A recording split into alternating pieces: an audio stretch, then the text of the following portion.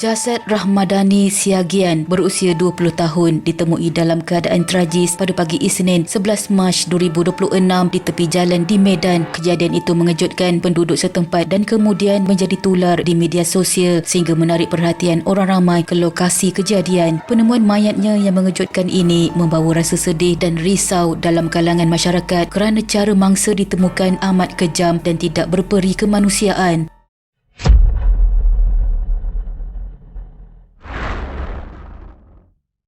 Mayat Rahmadani atau lebih dikenali sebagai Rahma ditemui di tepi jalan Menteng 7 berhampiran simpang jalan Panglima Denai, daerah Medan Denai. Lokasi ini tidak jauh dari Hotel Oyo. Mangsa ditemui dalam sebuah bekas plastik iaitu storage box berwarna putih dengan penutup biru, jenis yang biasa digunakan untuk menyimpan barang atau air. Bekas tersebut ditinggalkan begitu sahaja di pinggir jalan menimbulkan rasa curiga dan kebimbangan penduduk setempat serta orang awam yang lalu lalang.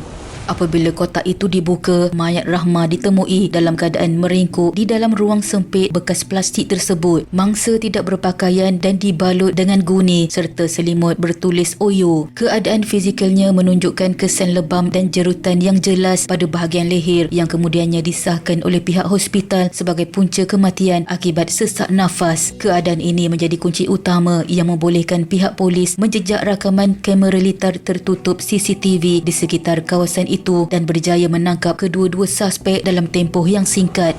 Mangsa Rahma merupakan pekerja di sebuah kedai telefon bimbit di Medan dan baru beberapa bulan menetap di situ selepas berpindah dari kampung halamannya di Gunting Saga, Labuhan Batu Utara. Kehilangan mangsa disedari apabila majikannya menghubungi keluarganya di kampung selepas mangsa tidak hadir bekerja selama 2 hari dan gagal dihubungi, sekaligus menimbulkan kebimbangan dalam kalangan rakan sekerja dan keluarga. Di Medan, mangsa tinggal bersama ibu dan bapa tiri serta saudara tirinya. Ahli keluarga mangsa segera membuat laporan polis dan tidak lama kemudian polis mengesahkan penemuan mayat mangsa dalam bekas plastik yang tular itu sekaligus mengejutkan ahli keluarga.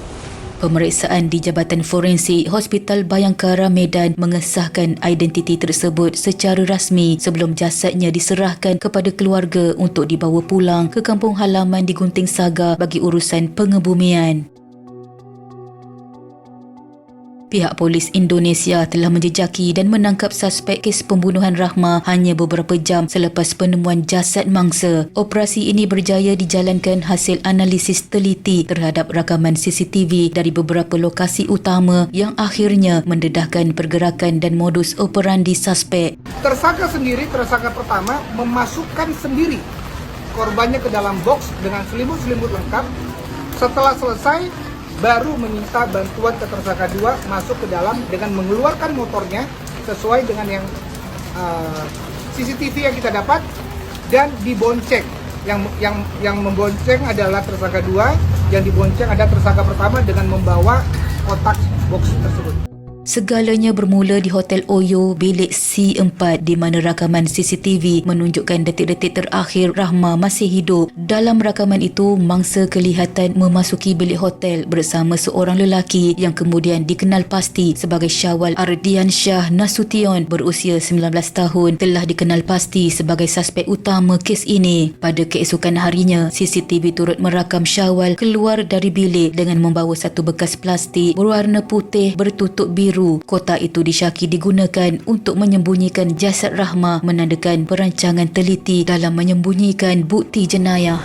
Dalam usaha menutup jejak, suspek kedua Sofwan Habib Rangkuti berusia 19 tahun dilihat tiba di luar hotel dengan motosikal jenis Honda Beat dengan memakai seragam ojek dalam talian ojol. Dia berpura-pura melakukan aktiviti biasa di jalanan bagi mengelakkan timbulnya syakwa sangka orang ramai. Rakaman CCTV jelas menunjukkan kedua-dua suspek mengangkat bekas plastik yang berat itu ke atas motosikal. Sofwan bertindak sebagai penunggang motosikal manakala Syawal duduk di belakang sambil memegang kotak itu supaya tidak terjatuh sepanjang perjalanan. Kedua-dua mereka saling mengenali kerana merupakan rakan sekolah menengah. Polis kemudian menggunakan rangkaian CCTV di sepanjang jalan Menteng 7 untuk menjejaki laluan motosikal tersebut. Analisis pergerakan menunjukkan kedua-dua lelaki itu bergerak dari hotel menuju ke kawasan ladang pisang di Gang Seroja di mana kotak berisi mayat mangsa akhirnya dibuang. Menurut keterangan yang disokong oleh bukti pergerakan, niat awal suspek adalah untuk membuang mayat ke sungai, tetapi mereka membatalkan rancangan itu kerana kawasan tersebut terlalu ramai orang. Yang menarik adalah beberapa kali box tersebut hampir jatuh dari pegangan si tersangka pertama. Sehingga dengan pendek akal mereka menaruhkan saja di pinggir sungai tersebut. Pihak polis bertindak pantas berdasarkan pengecaman wajah dan nombor pelet motosikal daripada rakaman CCTV. Sofwan berjaya ditangkap di Desa Marindal 1, Patumbak, manakala Syawal yang bekerja sendiri ditangkap di Jalan Flamboyan Raya, Medan Tuntungan. Ketua Polis Medan Pesuruhjaya Kanan Polis Jane Calvich Simanjuntak mendedahkan bahawa motif di sebalik pembunuhan ini berkait rapat dengan obsesi seksual Syawal Ardiansyah Nasution yang menyimpang. Menurut siasatan polis, tindakan kejam itu dipicu oleh kebiasaannya menonton kandungan pornografi di media sosial. Syawal merasa kecewa dan sakit hati apabila mangsa menolak ajakannya untuk melakukan hubungan intim yang tidak wajar.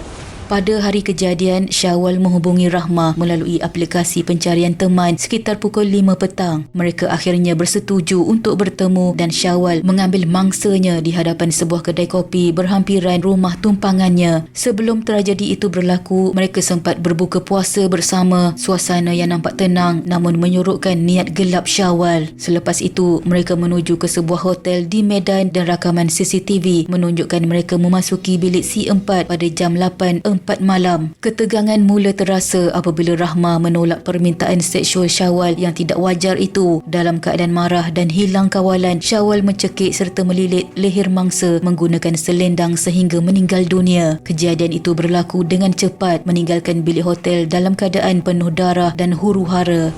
Selepas melakukan pembunuhan, Syawal cuba menutupi jejak jenayahnya. Dia menterbalikkan tilam yang terkena darah dan mengambil barang milik mangsa seperti cincin serta telefon bimbit untuk dijual dengan tujuan menghapuskan bukti. Dalam kebingungan, Syawal menghubungi Sofwan untuk membantu membuang jasad mangsa dengan menjanjikan kos penginapan selama sebulan. Pada 10 Mac 2026, jasad Rahmah dimasukkan ke dalam bekas plastik sebelum dibuang di tepi sungai di Jalan Menteng 7, Gang Seroja, Medan Denai. Kedua-dua suspek telah ditahan pihak berkuasa dan menghadapi tindakan undang-undang. Syawal Ardiansyah Nasution didakwa kerana membunuh, manakala Sofwan Habib Rangkuti didakwa atas peranan membantu jenayah tersebut. Kes ini menjadi peringatan kepada masyarakat tentang bahaya obsesi seksual yang tidak terkawal dan akibat tragis tindakan jenayah yang didorong emosi serta nafsu. Sekian.